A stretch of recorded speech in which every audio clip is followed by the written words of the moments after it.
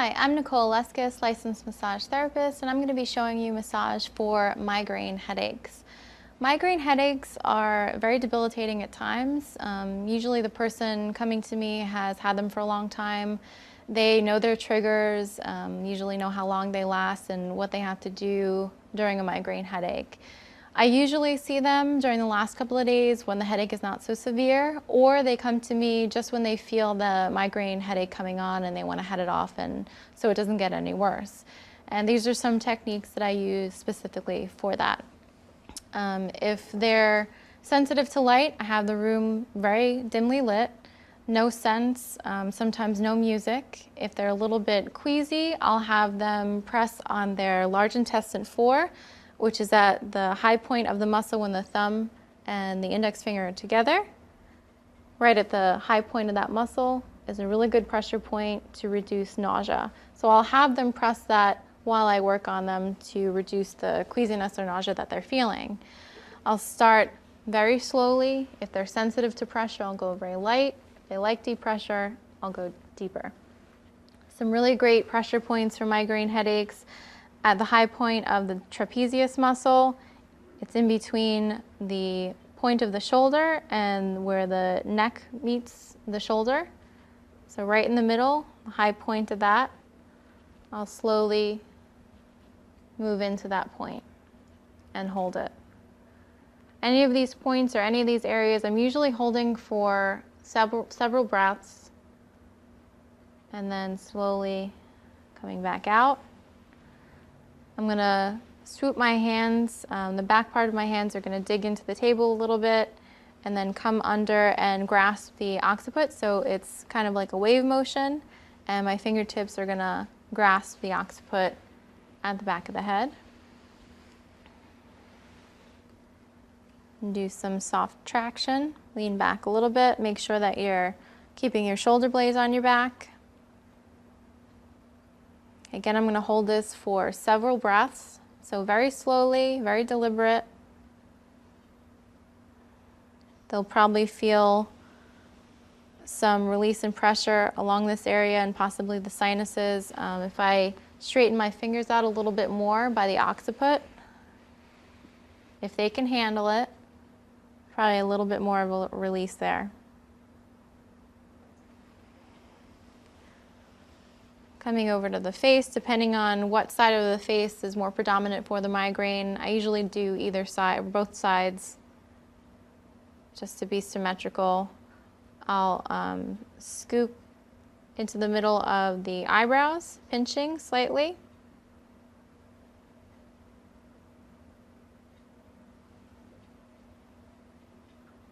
Some great pressure points. You'll feel a little bit of a dip on either side, right over the middle of the forehead. It's the bladder meridian in acupuncture. Some soft pressure there. I'm going to slowly go all over to the top of the head.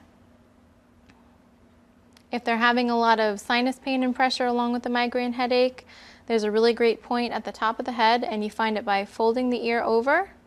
So wherever the fold of the ear is, trace it to the top of the head. It's right in the middle. And just stimulate that a little bit.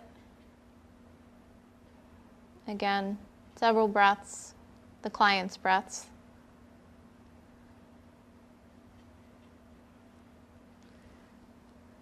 And do some gentle effleurage around the face.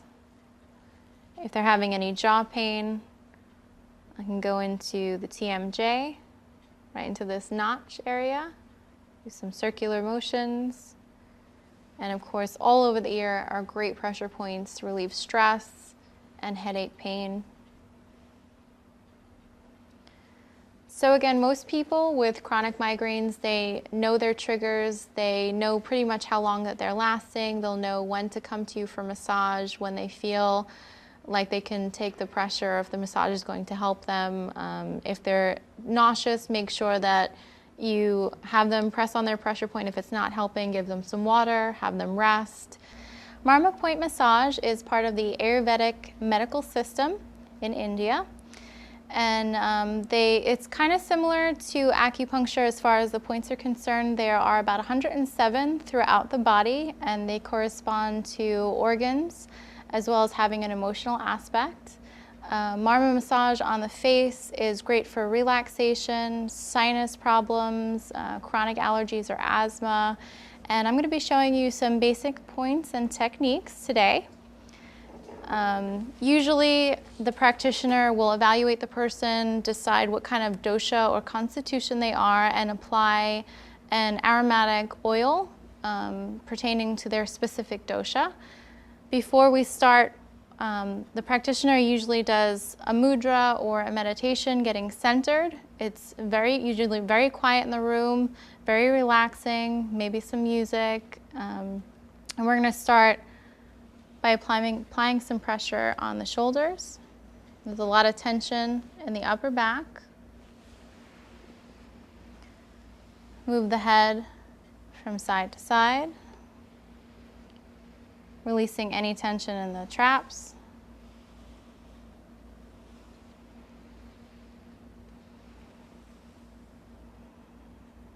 So I will apply the aromatherapy oil to my fingertips, have the person take in the scent, bring prana or life energy to my palms, and gently apply over the face. Let your hands rest here for a breath or two, connecting with your client.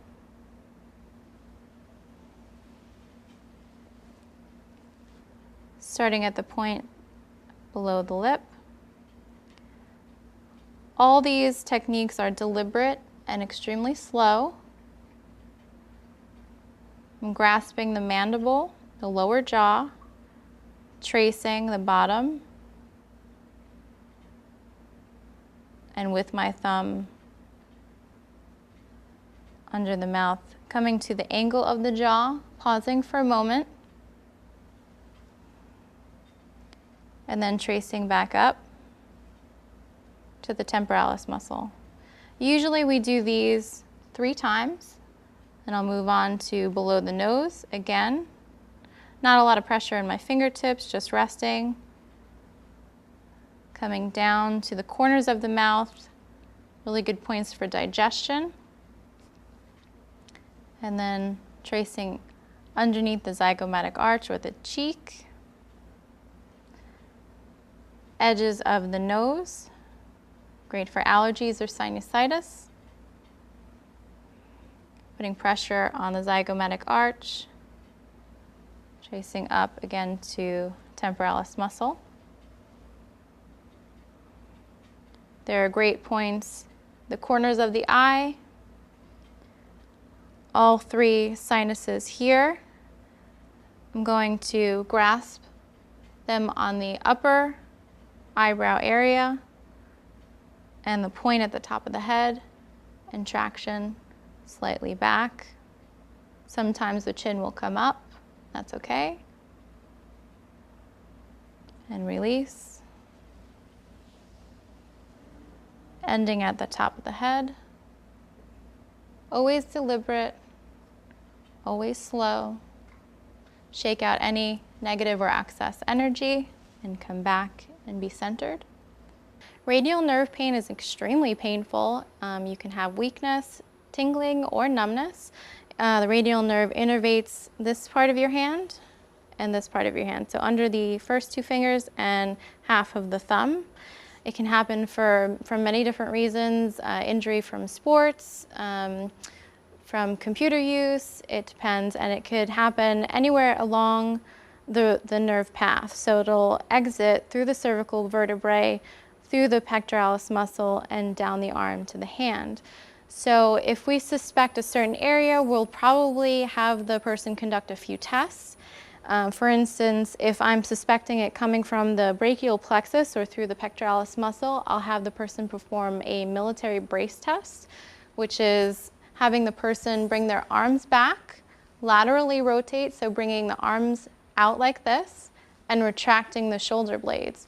I'll have them hold that for about a minute, but at about 20 or 30 seconds, if it is coming from the brachial plexus, they will start to have symptoms. They'll either get pain or numbness. If it's sooner than 20 seconds, it's probably worse. So if it is the brachial plexus coming out of the pectoralis muscle, the pec muscle may be tight. So I might do some further testing. And to massage that area, I would start with some effleurage. And I'm starting from the edge of the sternum, using the whole pad of my hands out to the shoulder. And I'm not putting a lot of pressure on the joint, it's just into the groove to warm up the area. I usually find some adhesions in the pecs by the attachments, and I'll go in and do some little stripping with my fingers, the tips of my fingers, just gliding along the fibers. I can do some friction, cross fiber friction. If this increases the radial nerve pain or other symptoms, then I would move to another area or stop completely, try a different approach. They should, however, feel some relief if this is the area that's obstructing the nerve. I can go in with some petrissage.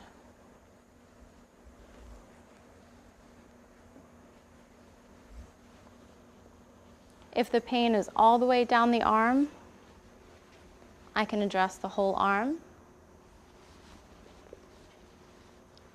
I still want to focus on the areas of the origination of the pain, but massaging the whole arm could bring blood and nutrients to the tissue and keep adhesions from forming or break up any adhesions that have formed already.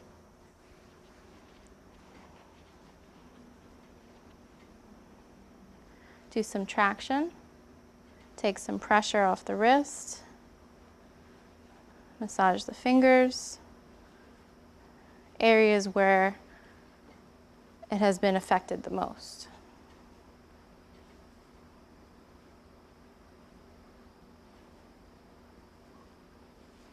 It doesn't matter if you have a massage table or not. You can have the person lie in a bed. Just make sure that your level, your chest is in front of their head, and that way you're not torquing your body or leaning over too much, and you're gonna not restrain yourself. So you can get a stool or a yoga ball, and you wanna make sure that they're comfortable, nice and warm. And before you apply the oil, you're gonna gently place your hand on their shoulders, just so they get used to your touch. And do a little bit of a compression, back and forth. Then you're going to swoop your hands, kind of let the back of your hand lay on the table, swoop under their head, and grasp their occiput. And their occiput is that ridge right at the back of the head. So your fingers are kind of look like this. Swoop under and lean back just a little bit. So you're keeping your chest open and you're just leaning back. Move the head, support the head on either side under the neck, and on the left side, move to the right. Create a little bit of a stretch. Move to the left, and back to center. Then you want to just gently swoop up the temporalis muscle, do some circular motion, and I'm not pressing real hard, just using the pads of my fingers, nice and slow. This is really great for tension, stress, headaches, general relaxation, helping a person go to sleep. And then in between these two fingers, place the ear, and I'm going right behind the ear and gently pulling back.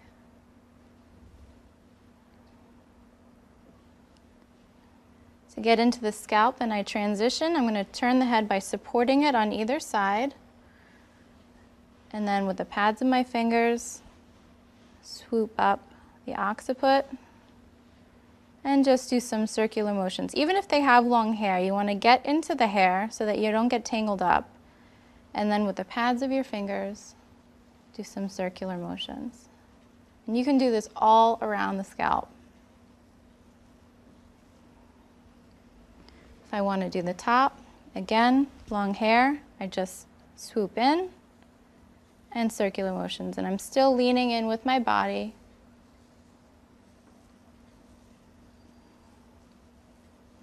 You can come into the forehead.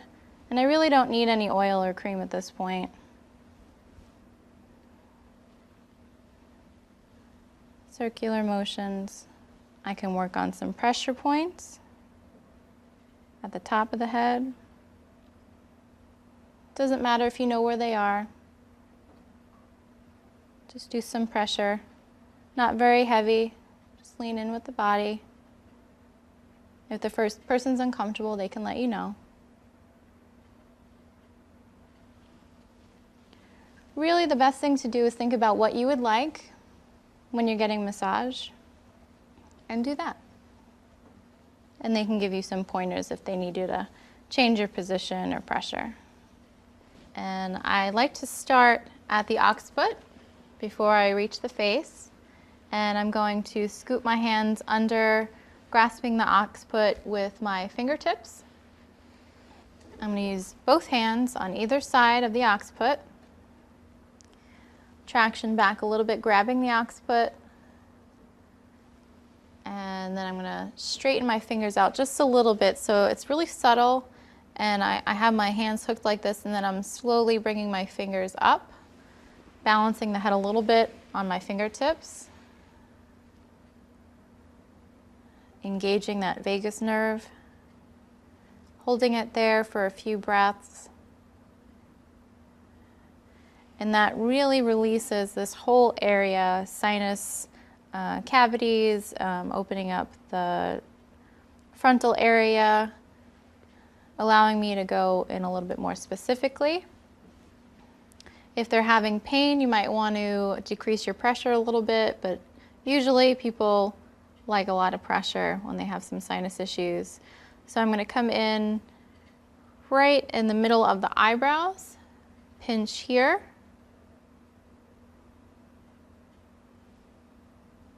If they're having trouble getting the drainage out, it's really congested, I'm going to apply some vibration, and it takes a little bit of practice, but on either side, grasping the eyebrows here in the middle, either side of the eye, I'm going to slowly pulsate this way. Do this for several breaths. And do one side first. I'm going to support the head in the back, and on the side, lift and rotate. So I'm supporting behind the right ear and on this side of the head. I'm going to lift the head and urge the sinuses to drain on this side. Slowly bring back down, supporting the head always. And again, go back and pulsate.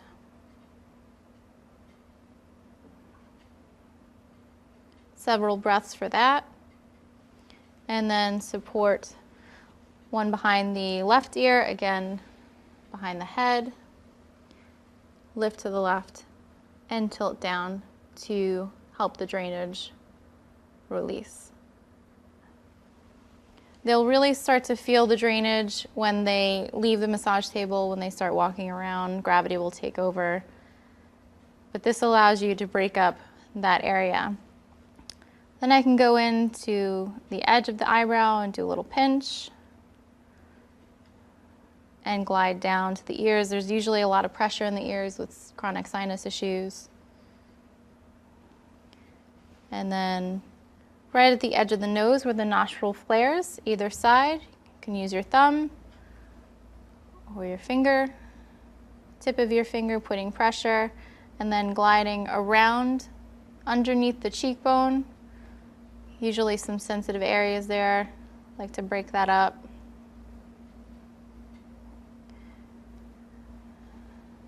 And again, coming in at the edge of the nostrils. There are some actual sinus cavities around the face, and you can do some tapping, even over the points that you've already worked, especially if there's a lot of congestion that hasn't been broken up yet, is not moving. There's a really great point at the top of the head to release sinus pressure. You can find it by folding the ear, finding the top crease on the ear and following it up to the middle of the head. Apply pressure there.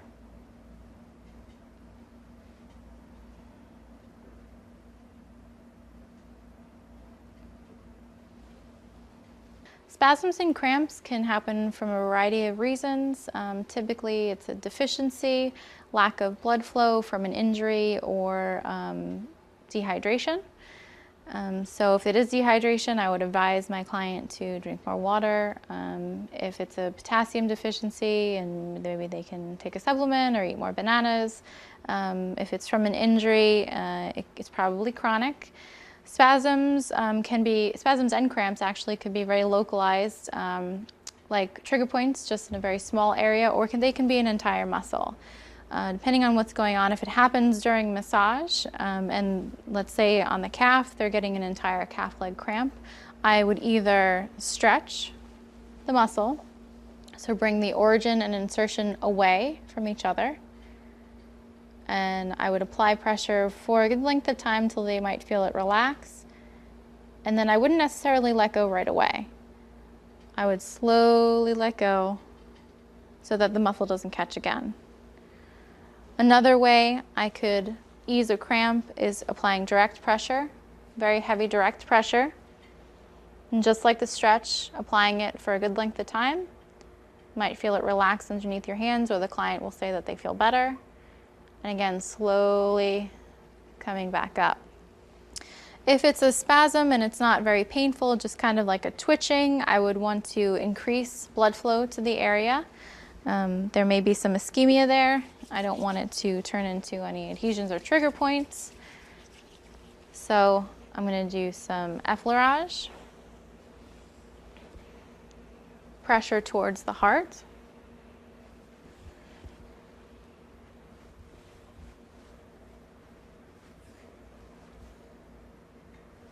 Typically the muscle will spasm a little bit more when you apply pressure directly to it.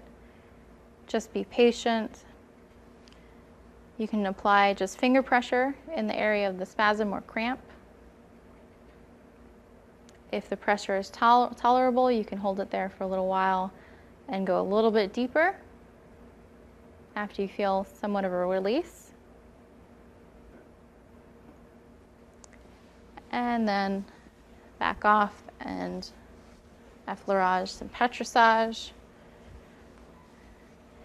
If it's an area of severe pain, I might want to start above and below the area.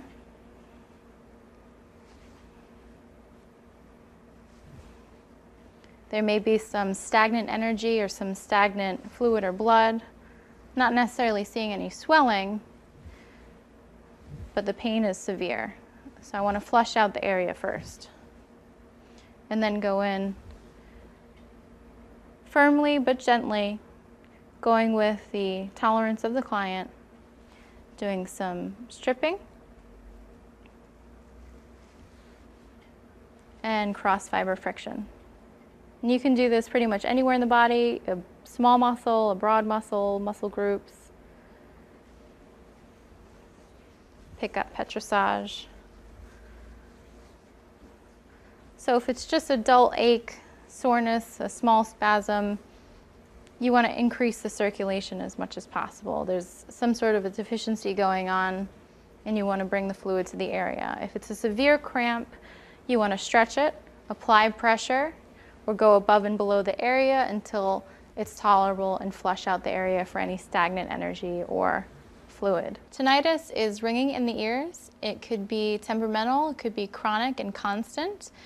Either way, it's very frustrating for the person who has it. It can be brought about by stress, and Basically, that's what massage is going to do for the person. If it is caused by stress, or if it's causing stress for the person, massage is going to promote relaxation and possibly help with the symptoms, but definitely help with the overall mood. There is an area on the ear specifically for tinnitus. It is called the groove of tinnitus, and people that have it, especially if it is chronic and long-term, you may actually see a groove in the ear. Even if you don't, that's okay. We still want to work the area. So along with a full body relaxation massage with some focus around the ears and the neck area for more relaxation, we're going to focus on the groove of tinnitus in the earlobe. And you just do some circular motions in the area. If you see the groove, you can put some pressure. And this is both ears. Do some traction. And if the person has a cessation of symptoms at that point, you can stay here for a while.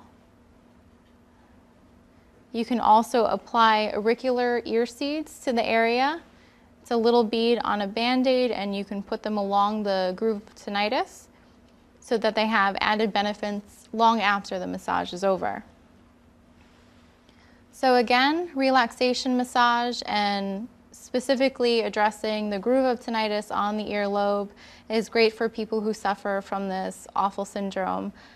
Again, massage for tinnitus, you can do a full body relaxation focusing on the ears, groove of tinnitus. You can add auricular therapy using ear seeds on that area or points for stress-inducing relaxation.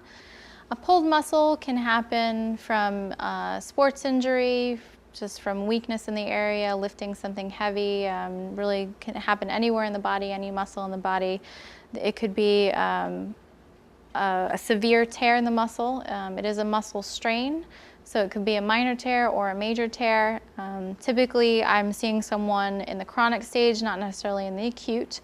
If it is an acute stage, you might see some redness, swelling, or heat in the area. I would advise them to rest, elevate, and apply like an herbal ice. I'm not necessarily fond of actual ice application, so I would recommend an herbal ice application probably several times a day until the swelling goes down.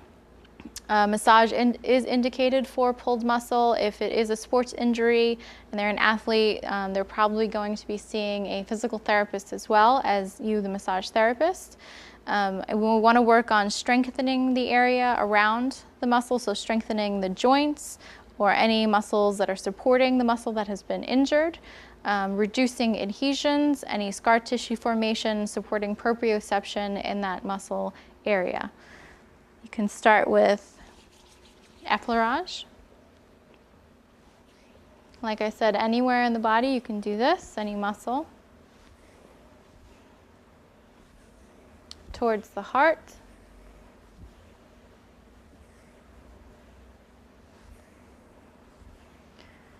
Petrissage, increasing the pressure a little bit more.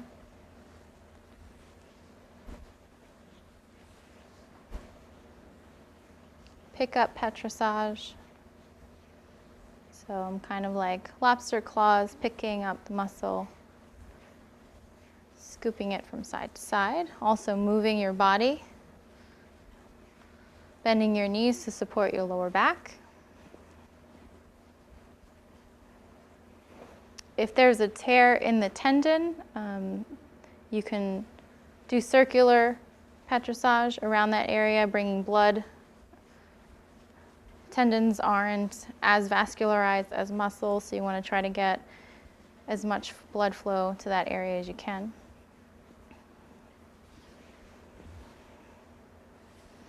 If the muscle has been lengthened, you want to work on nourishing, not lengthening the muscle, so I probably wouldn't do any muscle stripping or frictioning, maybe a little bit of frictioning around adhesions, but not so much stripping. But if it is contracted, I'm going to go in and do some stripping, and I'm just going to put my thumbs together, let my fingers support my hands, keeping my wrist straight, bending into my knee. So like I said, wouldn't necessarily do this with a lengthened muscle. Don't want to further injure the area. Any adhesions or scar tissue I'll find, I can do cross fiber friction.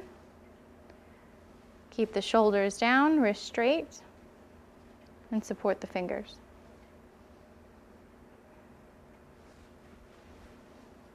If there is some contractures or shortening in the muscle, I'll do some stretching. So bring the origin and insertion away from each other.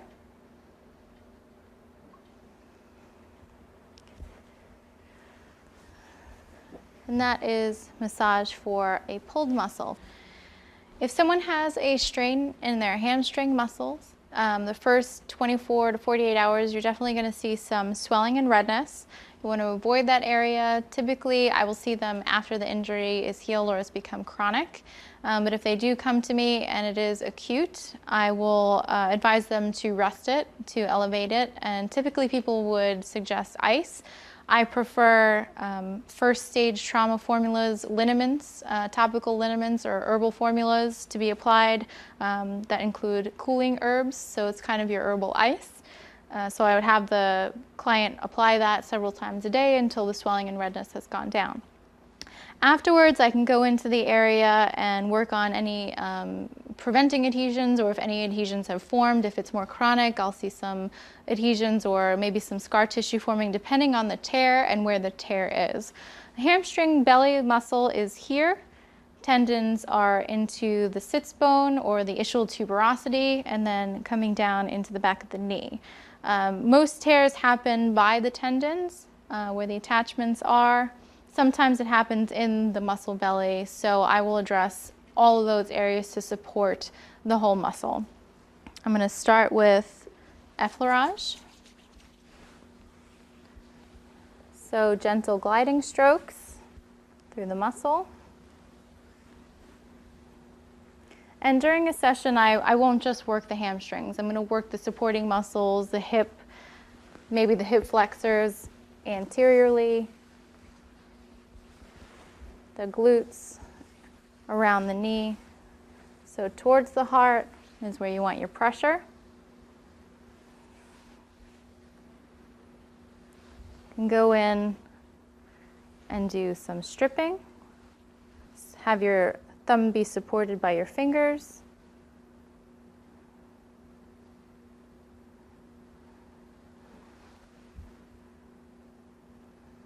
Go the length of the muscle.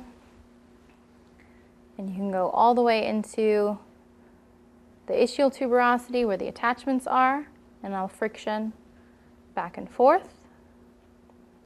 So after stripping, I can go in and do some cross fiber friction.